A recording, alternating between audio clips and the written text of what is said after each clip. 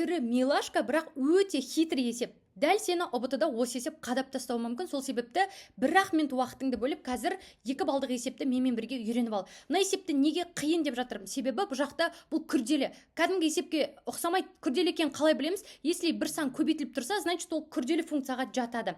Енді қара, бұны қалай оп-оңай формулаға салмай, мұжымай лайфхакпен шығаруға болады. Мына үшбұрышты жаттап алсаң болды. Өте оп-оңай жолы осы. Енді қара, мына жерде синус 2, ал мына арк, косинус, бір вале дегеннің барлығын мен x деп ойлайын. Енді біз формула білеміз ғой, синус 2x-тің формуласы неге тең еді? Синус 2x тең 2 синус x косинус x-қа тең. Осы формула бойынша мынаны ашу керек. Так, үшбұрыштан бұрын онда осыны реттеп алайық. Мына жерге жазсалайын. 2 синус x дегеніміз мынаның барлығы арк косинус дегенді жазам. Жақша ішінде арк косинус 1 бөлінген 7. Так, көбейту косинус x-тің орнына қайттан арк косинус. Мына формула бойынша ашып жатырмын просто. Сонда 2 жоғалып кетеді. Біздің мақсатымыз 2-ні жоғалту.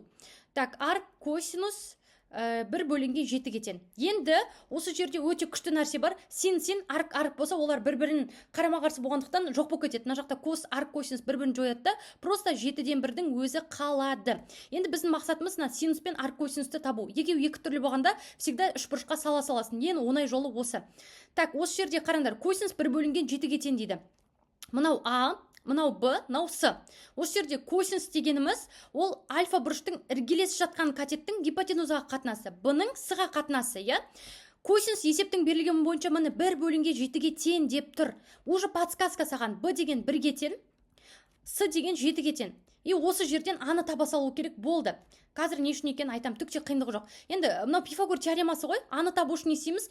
Түбір астында 7-нің квадратынан азайта саламыз 1-дің квадратын. Так, 7-нің квадраты 49, 1-дің квадраты түбір асты 48. Так, түбір асты 48-ді қалай деп жазуға болады? 16-ны 3-ке көбейтсе 48, 16-тан 4 шығады, 4 түбір асты 3 шығады, короче.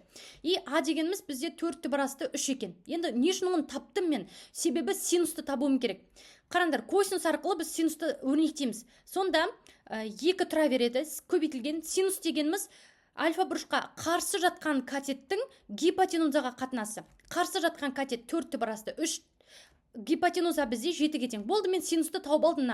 Арк косинус 7-тен 1 деген бәрі жоқ болып кетеді уже. Көбейтілген, мына жерде арк пен кос пен арк косинус екеу кері функция болғанда бір-бірін жояды, 1 бөлінген 7 қалады. И осы жерде 2-ні 4-ке көбейтсем 8 түбір асты 3 болады, 7 49 болады. Болды, есептің жауабы сонда 8 түбір асты 3 бөлінген 49-ға тең екен.